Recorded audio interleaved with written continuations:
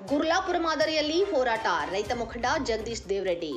ಬೆಳಗಾವಿ ಜಿಲ್ಲೆಯ ರಾಮದುರ್ಗ ತಾಲೂಕಿನ ಸಾಲಹಳ್ಳಿಯ ಶ್ರೀ ಬಬಲಾದಿ ಮಠದಲ್ಲಿ ಹೋರಾಟದ ಪೂರ್ವಭಾವಿ ಸಭೆ ತಾಲೂಕಾಧಿಕಾರಿ ಒಳಗೊಂಡ ಸಭೆ ನಡೆಯಿತು. ಪ್ರಾಸ್ತಾವಿಕವಾಗಿ ಮಾತನಾಡಿದ ರೈತ ಮುಖಂಡರಾದ ಜಗದೀಶ್ ದೇವರೆಡ್ಡಿ, ರೈತರ ಬದುಕಿಗೆ ಆಶಾಕಿರಣವಾಗಿದ್ದ ಶ್ರೀ ವೀರಭದ್ರೇಶ್ವರ ಏತ ನೀರಾವರಿ ಯೋಜನೆ ಆರಂಭವಾಗಿ 10 ವರ್ಷಗಳಾದರೂ ಇನ್ನೂ ಪೂರ್ಣಗೊಂಡಿಲ್ಲ. ಯೋಜನೆ ಶೀಘ್ರ ಪೂರ್ಣಗೊಳಿಸುವಂತೆ ಆಗ್ರಹಿಸಿ ರೈತ ಸಂಘಟನೆ ಹೋರಾಟಕ್ಕೆ ಸಜ್ಜಾಗಿದ್ದು, ಈ ಕುರಿತು ನಡೆದ ವಿವಿಧ ಗ್ರಾಮಗಳ ಸಭೆಗಳಲ್ಲಿ ರೈತ ಸಂಘಟನೆ ಸಜ್ಜಾಗಿದ್ದಾರೆ. ಶ್ರೀ ವೀರಭದ್ರೇಶ್ವರ ಏತ ನೀರಾವರಿ ಯೋಜನೆಯನ್ನು ಪೂರ್ಣಗೊಳಿಸುವ ಶಕ್ತಿ ಶಾಸಕ ಅಶೋಕ್ ಪಟ್ಟಣ ಅವರಿಗೆ ಮಾತ್ರ ಇದೆ ಎಂದು, ತಾಲೂಕಿನ ರೈತರಿಗೆ ಅನುಕೂಲವಾಗಲಿ ಎಂಬ ಉದ್ದೇಶದಿಂದ ಅಶೋಕ್ ಪಟ್ಟಣ ಅವರು ವೀರಭದ್ರೇಶ್ವರ ಹಾಗೂ ಬಸವೇಶ್ವರ ಏತ ನೀರಾವರಿ ಯೋಜನೆಗಳನ್ನು ಜಾರಿಗೆ ತಂದಿದ್ದಾರೆ. ವೀರಭದ್ರೇಶ್ವರ ಯೋಜನೆ ಆರಂಭವಾಗಿ 10 ವರ್ಷ ಕಳೆದರೂ ಇನ್ನೂ ಕಾಮಗಾರಿ ಪೂರ್ಣಗೊಂಡಿಲ್ಲ. ರಾಜಕೀಯ ಕಾರಣಗಳಿಂದ ಯೋಜನೆ ಕಡೆಗೆ ಅಗತ್ಯ ಗಮನ ಹರಿಸಲಾಗಿಲ್ಲ ಎಂದು ಅಸಮಾಧಾನ ವ್ಯಕ್ತಪಡಿಸಿ ಮೇ 25ರಂದು ರೈತಪರ ಸಂಘಟನೆಗಳ ಸಾಲಹಳ್ಳಿಯಲ್ಲಿ ರಾಜ್ಯ ಹೆದ್ದಾರಿ ಬಂದ್ ಮಾಡಿ ಪ್ರತಿಭಟನೆ ನಡೆಸಲಾಗುವುದು ಎಂದು ಹೇಳಿದ ರೈತ ಮುಖಂಡ ಜಗದೀಶ್ ದೇವರೆಡ್ಡಿ.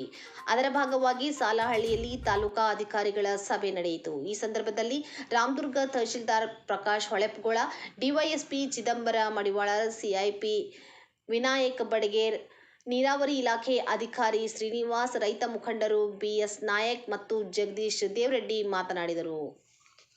25ನೇ ತಾರೀಕಿಗೆ ಗುಡ್ಚಿ ವೀರಭದ್ರೇಶ್ವರ ದೇವಸ್ಥಾನದಾಗ ಪೂಜೆ ಮಾಡ್ಕೊಂಡ ಅಲ್ಲಿಂದ 2 ಯಾತ್ನೆಯವರಿಗೆ ಒಳಪಟ್ಟಂಥ ನಾಯಕರು, ರೈತರು ಮತ್ತು ತಾಲೂಕಿನ ಮಠಾಧೀಶರು ಎಲ್ಲರೂ ಕೂಡ್ಕೊಂಡು ಗುಡ್ಚಿಯಿಂದ ಪಾದಯಾತ್ರೆ ಮಾಡ್ಕೊತಾ ಸಾಲಹಳ್ಳಿ ಗ್ರಾಮಕ್ಕೆ ಬಂದ.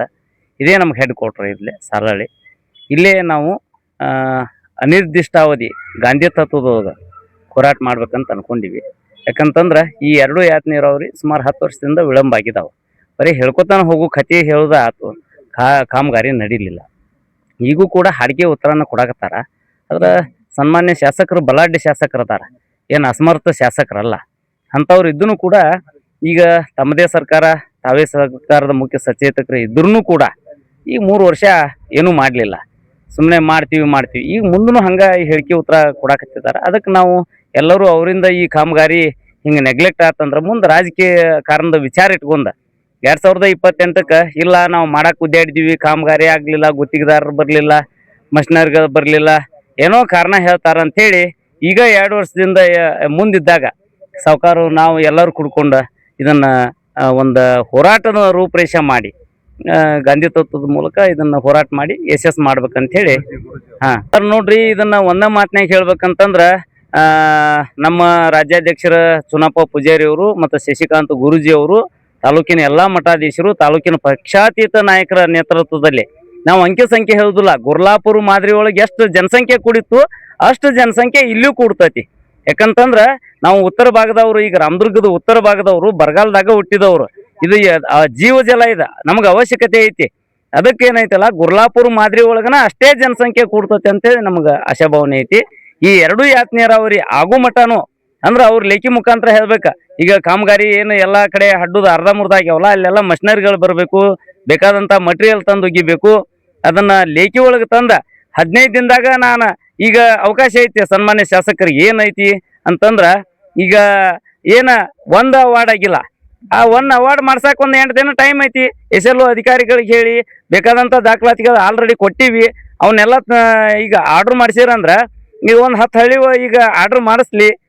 1ನೇ ಅವಾರ್ಡ್ ಆತಂತಂದ್ರೆ ಅಲ್ಲಿಗೆ ಬರ್ಕೊಡ್ದನ ನಮಗೂ ಅನುಕೂಲ ಆಕತಿ. ಮತ್ತು ಬೇಕಾದಂಥ ಎಲ್ಲ ಮಟೀರಿಯಲ್ ಮತ್ತು ಎಲ್ಲ ಮಷಿನರಿಗಳನ್ನು ತಂದು ಹೋಗೋದು ಅಡ್ಡಕ್ಕೆ ಹಚ್ಚಿರಂದ್ರೆ ಅದೇ ವೇದಿಕೆ ಒಳಗೆ ಸನ್ಮಾನ್ಯ ಶಾಸಕರಿಗೆ ನಾವು ಸನ್ಮಾನ ಮಾಡಿ, ಎಲ್ಲ ನಾಯಕರು ಸನ್ಮಾನ ಮಾಡಿ ಅವ್ರನ್ನ ಸ್ವಾಗತ ಮಾಡಿ ಕಳಿಸ್ತೀವಿ ಅಂತ.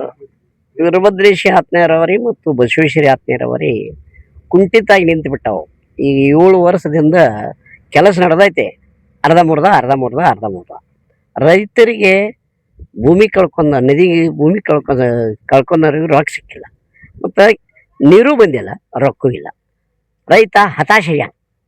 ಮತ್ತು ಇದನ್ನ ಎಲ್ಲರೂ ಸಮೂಹದಿಂದ ನೋಡಿದ್ರು 6-7 ವರ್ಷ ಅಕ್ಕ ಐತೆ ಅಂತೇಳಿ. ಶಾಸಕರೂ ಮನಸ್ಸು ಮಾಡಿಲ್ಲ ಇದಕ್ಕೆ. ಅವ್ರು ಮನಸ್ಸು ಮಾಡಿದ್ರೆ ಏನು ದೊಡ್ಡದು ಅಲ್ಲಿದು. ಅದಕ್ಕೆ ಎಲ್ಲರೂ ಕೂಡ ರೈತ ಸಂಘದವರು, ರೈತರು, ಆಮೇಲೆ ಎಲ್ಲ ಕಾರ್ಮಿಕ ಸಂಘದ ಪಕ್ಷಾತೀತ, ಜಾತ್ಯಾತೀತ ಮತ್ತು ಮಾನ್ಯ ಶ್ರೀ ಎಲ್ಲ ನಮ್ಮ ತಾಲೂಕಿನ ಮಠಾಧೀಶರು ಎಲ್ಲರೂ ಕೂಡಿ ಒಂದು ಆಲೋಚನೆ ಮಾಡಿ ಇದಕ್ಕೆ ಕೈ ಹಾಕಿವು. ಅದು ನಮಗೆ ಅನಿಸ್ತತಿ ಅವ್ರ ಮನಸ್ಸು ಮಾಡ್ರಿ ಏನು ದೊಡ್ಡದು ಅಲ್ಲಿದ. ಯಾಕೆ ಅವ್ರ ಬಲಗೈ ಬಂಟನ ಸಿದ್ದರಾಮಯ್ಯ ಇರೋದಾರ ಎಂತೆಂಥ ಪ್ರಾಜೆಕ್ಟ್ಗೆ ರೊಕ್ಕ ತರ್ತಾರ. ಇದೇನು ದೊಡ್ಡದಲ್ಲ. ಇವನ್ ತೆಗೆದಾರಲ್ಲ ಈಗ ಅವು ಎಷ್ಟು ಕೋಟಿ ಖರ್ಚು ಆಗ್ತೈತಿ ಅದ್ರ ಆ ಗ್ಯಾರಂಟಿ. ಅದನ್ನ ಈಗ ವಿಚಾರ ಮಾಡಿದ್ರೆ ಈಗ ನಮ್ಮ ಸಿದ್ದರಾಮಯ್ಯವರು ಆಗ್ಲಿ, ಅಶೋಕನವರಾಗ್ಲಿ, ಸತೀಶ್ ಶೌಕರ್ ಆಗ್ಲಿ, DK ಶಿವಕುಮಾರ್ ಆಗ್ಲಿ, ಈ ರೈತರ 52 ಹಳ್ಳಿದ ಬಗ್ಗೆ ಚಿಂತನೆ ಇಲ್ಲ ಅಂತ ಅನಿಸ್ತೈತಿ ನನಗೆ. ಉತ್ತರ ಕರ್ನಾಟಕ ಅಂದ್ರೆ ಈಗ ಏನಾಗೈತಿ ಅಂದ್ರೆ ರಾಮದುರ್ಗ ತಾಲೂಕದಾಗ ಉತ್ತರ ಭಾಗ ಇದನ್ನ ಒಟ್ಟ ನಿರ್ಲಕ್ಷ್ಯ ಮಾಡ್ಯಾರ.